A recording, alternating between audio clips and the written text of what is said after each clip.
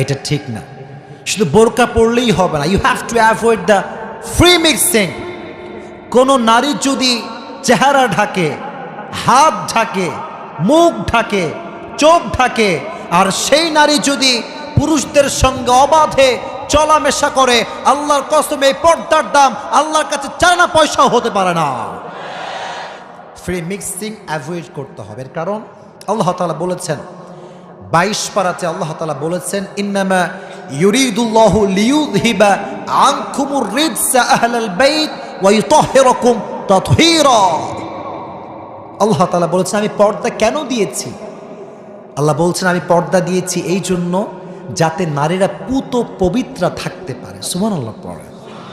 এখন যদি কোনো নারী পর্দায় থেকে ফ্রি মিক্সিংয়ে ঘুরে বেড়ায়, সে কি আসলে পবিত্র আর থাকতে পারবে? 2 নম্বর রুলস, যে নারী